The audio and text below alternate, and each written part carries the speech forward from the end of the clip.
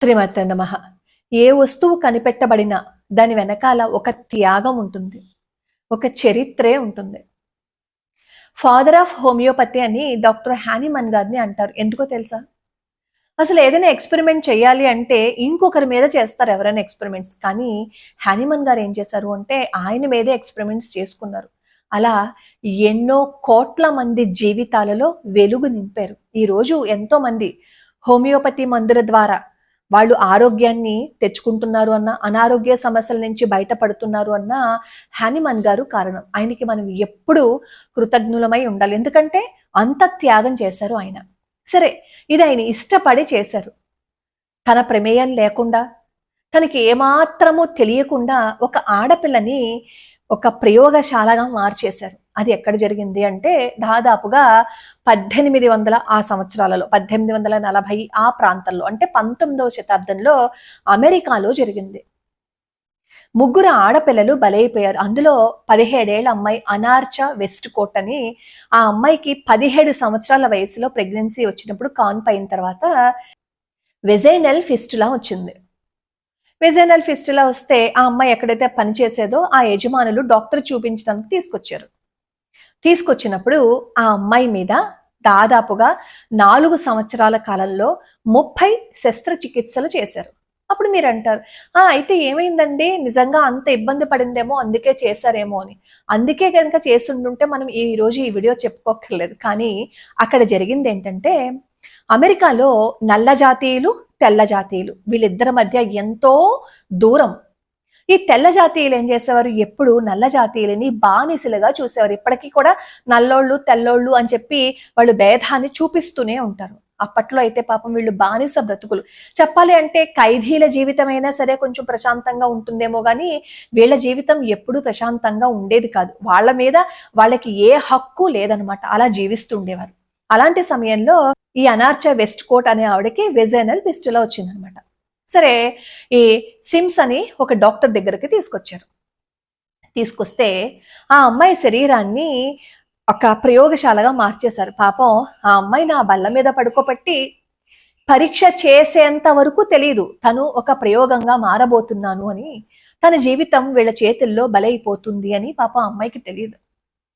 Anaesthesia ఇవ్వకుండా ఆ vaginal ఫిస్టులాని పరీక్షించారు. అలా ఆ అమ్మాయికి 30 సార్లు శస్త్రచికిత్స చేసి ఒక్కసారి కూడా మత్తు మందు ఇవ్వకుండా ఆ అమ్మాయిని ఎంతో క్రూరంగా బాధ పెట్టారు. బహుశా అన్నిసార్లు ఆ అమ్మాయి ప్రయోగంగా ఎందుకు వాడబడింది అంటే, ఒకటి తను బానిస వంశంలో పుట్టింది కాబట్టి అదే ఆవిడ చేసింది తప్ప. అంటే నల్ల జాతీయులైతే అణిచేస్తారా? ఇలాంటి వివక్షతకి ఎంతో మంది గురయ్యారు. కానీ ప్రాణాన్ని పణంగా పెట్టేసి ఒక ప్రయోగశాలగా మార్చకూడదు కదా. అందులోనూ అభంశుభం తెలియని ఒక ఆడపిల్లని. ఈ సిమ్స్ అనే అతను ఇలా ఎంతో మంది మీద ప్రయోగాలు చేశారు. ఈ అనార్చా వెస్ట్ కోట్ అనే ఆవిడ మీద మాత్రమే కాకుండా ఇంకొక 2 మీద కూడా చేశారు. లూసీ, బెట్సీ అనే 2 మీద కూడా చేశారు. కాకపోతే ఈవిడ మీదే 30 సార్లు శస్త్రచికిత్సా ప్రయోగాలు చేశారు. ఎన్నిసార్లు కన్నీరు కార్చి ఉంటుందో, ఎన్నిసార్లు బాధపడి ఉంటుందో, ఎన్నిసార్లు ఆ హింసని తట్టుకోలేక భగవంతుడా అని ఆవిడ అరిచి ఉంటుందో. కానీ ప్రతిసారి ఆవిడ ఒకటి ఆలోచించుంటుంది, నేను బాధపడితే పడ్డానులే, కానీ నా వల్ల కొంతమంది స్త్రీమూర్తులైనా సరే నవ్వుతారేమో అని అనుకుందేమో. అన్నిసార్లు తన శరీరాన్ని అర్పించేసింది తనకి ఇష్టం లేకుండా. అత్యంత పాశవికంగా ఆ పిస్టులను టెస్ట్ చేసేటప్పుడు ఎంత దారుణంగా అసలు చేస్తారు. అలాంటిది ఎనస్థీషియా ఇవ్వకుండా. పోనీ అప్పటి కాలంలో ఏమైనా ఎనస్థీషియా ఇచ్చే ఫెసిలిటీస్ ఏమైనా లేదా? ఉన్నాయి. కానీ నల్ల జాతీయులు అంటే వివక్ష. అంతా ఈ సిమ్స్ అనే అతను తన చరిత్రలో ఆత్మకథలు రాసుకుంటారు కదా, ఆ ఆత్మకథలో రాసుకున్నాడు అనమాట. అలా బయటపడింది. అమెరికాలో అయితే చాలా గొప్ప డాక్టర్ అని చెప్పి ఫాదర్ ఆఫ్ మెడిసిన్ అని బిరుదిచ్చారో, అతని విగ్రహాన్ని ఎక్కడైతే ఉంచారో దాన్ని 2018లో తొలగించేశారు. ఎందుకంటే ఈ నిజాలన్నీ బయటకి తెలిసాక. ప్రతి ఆడపిల్ల ఆ అమ్మాయిని గుర్తుపెట్టుకోవాలి. ఎందుకంటే ఈ రోజు మనందరం సుఖంగా ఉన్నాము అంటే ఆ రోజు ఆవిడ తన శరీరాన్ని ప్రయోగశాలకి ఇచ్చేసినందుకు. మదర్స్ ఆఫ్ గైనకాలజీ అని వాళ్ళ ముగ్గురిని అంటారు. వాళ్ళ ముగ్గురి యొక్క శిలారూపాలు ఒక హాస్పిటల్ ముందుంటాయి. అసలు ప్రతి హాస్పిటల్ ముందు కూడా వీళ్ళ ముగ్గురు విగ్రహాలు పెట్టాలి. ఎందుకంటే అంత త్యాగం చేశారు వాళ్ళు. సూది గుచ్చుకుంటేనే నొప్పి భరించలేం కదా. ఎందుకు ఆడుతూ ఆడుతూ పరిగెత్తుకుంటూ వెళ్తే గడ్డం చితికిపోయింది అంటే దానికి ఒక్క కుట్టు వేయడానికి మత్తు మంది ఇస్తారే, మత్తు మంది ఇవ్వకుండా కుట్లు వేస్తే భరించలేం కదా. అలాంటిది వెజైనల్ ఫిస్టులా వచ్చినప్పుడు ఆ వెజైనల్ అంతటినీ కూడా మత్తు మంది ఇవ్వకుండా ప్రయోగానికి చేసేశారు అంటే ఆ అమ్మాయి ఎంత బాధపడి ఉంటుంది, ఎంత నరకాన్ని అనుభవించి ఉంటుంది. ఈ పెళ్ళైన స్త్రీమూర్తులకి గాని ఈ వెజైనల్కి సంబంధించిన ఏవైనా వ్యాధులు ఉంటే మనం గైనోకాలజిస్ట్ దగ్గరికి వెళ్తే ఒకే ఒక్క నిమిషం మనల్ని పరీక్ష చేసినప్పుడు ఎంత నొప్పి ఉంటుంది, ఎంత బాధని అనుభవిస్తాము అనేది ఈ ఎవరైతే వెజైనల్కి సంబంధించిన వ్యాధులకి గురయ్యారో వాళ్ళందరికీ అనుభవమే ఉంటుంది. అలాంటిది 30 సార్లు ఆ అమ్మాయిని అంత బాధ పెట్టారు అంటే ఎంత కర్కశంగా ఆలోచించారు. అంటే తను పేరు సంపాదించుకోవాలి అంటే ఇంకొకరిని బాధ పెట్టాలా? విజ్ఞానము అంటే ఇంకొకరి కన్నీరా, ఇంకొకరి ఏడుపా? అదే విజ్ఞానమా? అది ఎంత తప్పు. కనీసం ఆ అమ్మాయి అభిప్రాయం కూడా తీసుకోకుండా కేవలం ఆవిడ బానిస వంశంలో పుట్టిందనా ఆ అమ్మాయి మీద అంత దారుణం చేశారు. ఇలాంటివి ఎట్టి జరుగుంటాయో కదా. ఎంతమంది మహానుభావులు వాళ్ళ జీవితాన్ని త్యాగం చేసేస్తేనో, అది ఇష్టం ఉండి చేశారు, ఇష్టం లేకుండా చేశారు. ఎంతమంది త్యాగం చేస్తేనో ఈ రోజు మనం చాలా సంతోషంగా ఉన్నాం, చాలా సుఖంగా ఉన్నాం. ఆ డాక్టర్ పేరు మొన్నటి వరకు అందరూ నెత్తి మీద పెట్టుకుని పూజించేవారు. ఎప్పుడైతే ఈ విషయం బయటకు వచ్చిందో అప్పుడు అందరూ కన్నీరు పెట్టారు. తల్లి, నువ్వు ఇంత బాధ అనుభవించావా, నిన్ను మేమందరం గుర్తు పెట్టుకోవాలి అని.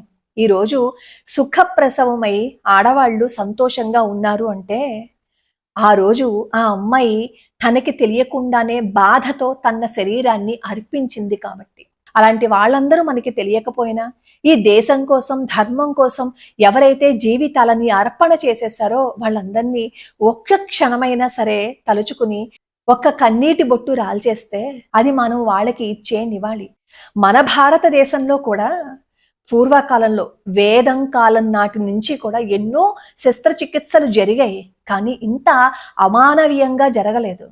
అలాంటి శస్త్రచికిత్సలు జరిగాయి, కానీ సుశిక్షితులైన వైద్యుల పర్యవేక్షణలో శ్రద్ధగా అనుమతి తీసుకుని అప్పుడు చేసేవారు. ఒక సుశ్రుతుడు వైద్యం చేసినా, ఒక చరకుడు ఏదైనా ఒక ఎక్స్పెరిమెంట్ చేసినా పూర్తిగా నేర్చుకుని అప్పుడు పర్యవేక్షణలో చేసేవారు. మన సుశ్రుతుడు, చరకుడు వీళ్ళందరూ వైద్యం చేయలేదా? మెదడుకి కూడా వైద్యం చేశారు, ముక్కుకి ప్లాస్టిక్ సర్జరీ చేశారు. విష్పాల అని ఒక ఆవిడ యుద్ధం చేస్తున్నప్పుడు కాలికి ఈట తగులుతుంది, విషపూరితమైన ఈట. అది తగిలి ఆ కాలు చాలా బాధ పెడుతుంది అనమాట, తుంటిలో గుచ్చుకుంటుంది. అప్పుడు ఆవిడకి వైద్యం చేశారు. అప్పటిలో వైద్యులు తీసేసి దాన్ని ఇనుప కాలు పెట్టారు. అంటే అప్పటిలోనే ఋగ్వేద కాలం నాటికే ఈ అవయవాలని మార్చే పద్ధతి ఉందే, అప్పుడు కూడా వాళ్ళు ఇంత క్రూరంగా, ఇంత పాశవికంగా చేయలేదే. అలాంటిది ఒక ఆడపిల్ల మీద తను పేరు సంపాదించుకోవటం కోసం, తను ఎక్స్పెరిమెంట్స్ చేయటం కోసం బానిసలాగా చూశాడు. బానిసలాగా ఏంటి, పశువులాగా కూడా కాదు, మాటలు కూడా వర్ణించలేం అలా చేశారు. అలాంటి వాళ్ళని మనం మరిచిపోయి ఈ అనార్చ, వెస్ట్ కోట్, అలాగే ఈ లూసీ, బెట్సీ వీళ్ళందరినీ మనం గుర్తు పెట్టుకోవాలి. ఈరోజు ఆడపిల్లలు సంతోషంగా ఉన్నారు అంటే వాళ్ళు చేసిన త్యాగమే కదా కారణం. ఒకరు జన్మించారు అంటే ఆ జన్మకి కారణం ఒక స్త్రీమూర్తి. ఆ స్త్రీమూర్తి ఏ కష్టము పడకుండా ఈ రోజు ఉంది అంటే దాని వెనుక అత్యంత పాశవికమైన ఒక ఎక్స్పెరిమెంట్ ఉంది.